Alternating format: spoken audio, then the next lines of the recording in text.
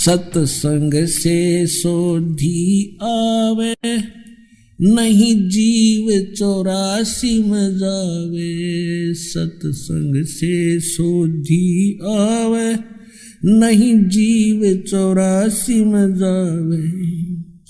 अब मेटो द्वेष और राग, हो राग या उम्र बतेरी जाली। अब मेटो द्वेष और राग, हो राग या उम्र बतेरी जाली।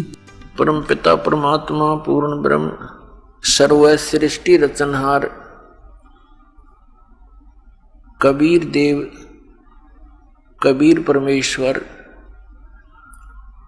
ये हम सभी आत्माओं के जनक हैं। ये सर्व उत्पादक प्रभु हैं। ये परमात्मा वही परमात्मा जो हमारे सदग्रंथों में परम अक्षर ब्रह्म के नाम से, परम दिव्य पुरुष के नाम से विख्यात हैं, प्रसिद्ध हैं, पूर्ण ब्रह्म के नाम से। वो परमात्मा सतलोक में रहते हैं, जिसको श्रीमद् भगवत गीता अध्याय नंबर 18 के श्लोक नंबर 62 में कहा है कि हे अर्जुन, तू सर्वभाव से उस परमेश्वर की शरण में जा। उसी परमेश्वर की कृपा से ही तू परम शांति को और शाश्वतम स्थानम, सनातन परम धाम अर्थात सतलोक को, सतलोक माने अविनाशी, लोक माने स्थान, शाश्वत स्थान भी वही है, सतलोक भी उसी को कहते हैं, वहां चला जाएगा। श्रीमद् भगवत गीता अध्याय नंबर 15 के श्लोक 1 से 4 में भी यही स्पष्ट किया है कि तत्वदर्शी संत की प्राप्ति के उपरांत परमेश्वर के उस परम पद की खोज करनी चाहिए, जहां जाने के बाद साधक फिर लौटकर कभी संसार में नहीं आते। तो वो स्थान सतलोक है, जिसको वेदों में ध्रुलोक कहा है, रत धाम कहा है। रत माने सत्य, धाम माने धाम, सतलोक। वो सतलोक में रहता है और मनुष्य दृश्य है। पुण्यात्मा, वही परमात्मा उस सतलोक से चलकर सनातन परम धाम से स्वयं गति करके सह शरीर आते हैं और फिर अच्छी आत्माओं को मिलते हैं, उनको तत्व ज्ञान से परिचित कराते हैं। वो परमेश्वर परम अक्षर ब्रह्म, जिसको सत्य पुरुष, अकाल मूर्त, शब्द स्वरूपी राम, सतपुरुष आदि नामों से जाना जाता है, उपमात्मक नामों से, वो कबीर देव हैं, कबीर साहब हैं। ये काशी में आए, बनारस में आए, वो जुलाहा अर्थात वो धानक, वो परम अक्षर ब्रह्म है, वो पूर्ण परमात्मा है। वो प्रत्येक युग में ऐसी लीला किया करते हैं। पुण्यात्माओं, आपका सौभाग्य है कि आप जी को ये यथार्थ ज्ञान सुनने को मिला। ये सदग्रंथ जिनको हम सत्य मानते हैं, जिनमें कौन कौन से सदग्रंथ हैं? पवित्र चारों वेद, ऋग्वेद, यजुर्वेद, सामवेद और अथर्ववेद। पांचवा वेद है, उसका तो इनको ज्ञान ही नहीं है, अभी तक हमारे प्रकाश में आया ही नहीं था। इनके अतिरिक्त पवित्र श्रीमद् भगवत गीता, पवित्र 18 पुराण आदि ये जो सदग्रंथ है, ये लगभग 5500 वर्ष पूर्व श्री वेद व्यास जी द्वारा लिपिबद्ध किए गए थे और आज इनको 5500 वर्ष हो गए हमारे धर्म गुरुओं को पढ़ते और हमें ये कहते कि हम इन्हीं पवित्र सदग्रंथों के आधार से तुम्हें ज्ञान सुना रहे हैं।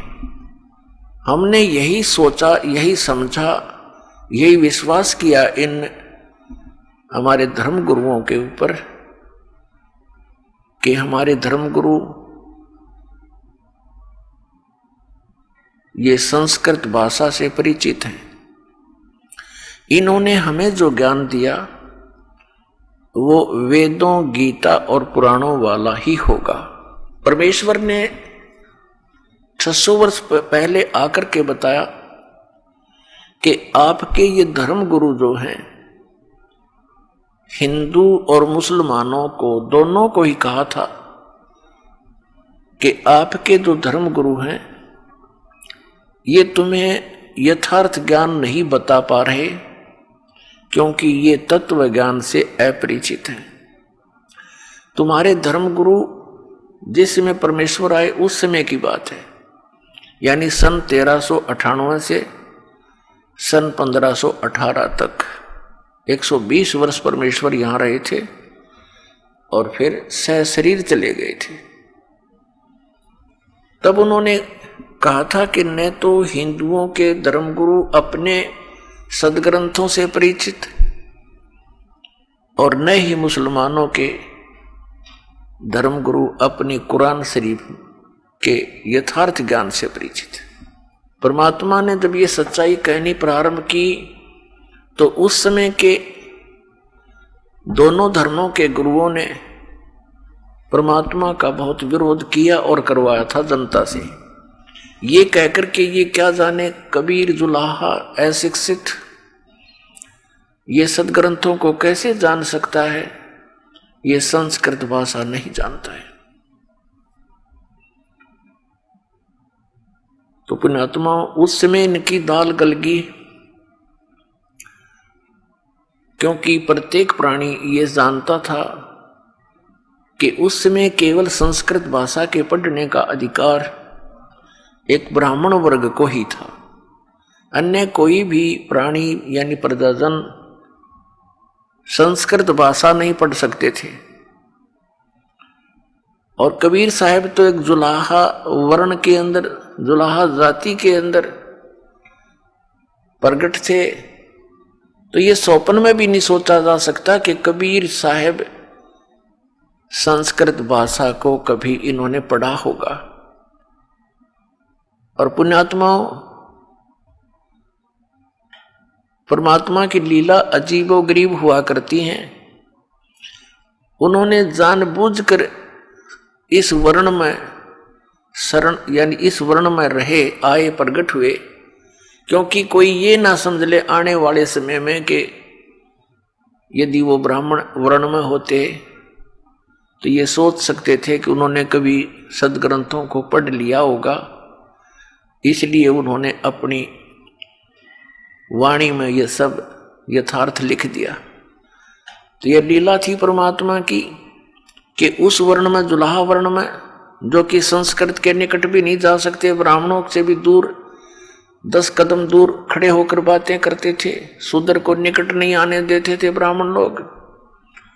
तो उस समय परमात्मा ने अपनी अमृत वाणी बोली थी कि ये ब्रह्मा विष्णु महेश ये तीनों नासवान हैं। पुण्यात्माओं, आज से 600 वर्ष पहले ये बात कोई कहे तो जनता से सिर फड़वा दें ये नकली धर्मगुरु, ये नकली अज्ञानी जो स्वयं सदग्रंथों से अपरिचित, और परमात्मा ने सच्ची बताई तो उनका विरोध करवा दिया। ऐसा ही परमेश्वर के साथ किया गया था। बहुत बुरी यातनाएं दी गई थी, लेकिन वो समर्थ थे। कबीर परमेश्वर समर्थ हैं, उनका वो कुछ बिगाड़ नहीं सके। तो पुण्यात्माओं, आज हम परमात्मा ने शिक्षित किए और ये समय दिया पहले निर्धारित किया हुआ था कि कलयुग के जो बिचली पीढ़ी आवेगी उसमें सभी प्राणी शिक्षित कर दिए जाएंगे और फिर वो सदग्रंथों को स्वयं अपनी आंखों देखेंगे और परमात्मा को पहचान लेंगे और इन नकलियों से भी वो फिर दूर हट जाएंगे जिन्होंने इतना जीवन नष्ट करवा दिया हमारे पूर्वजों का।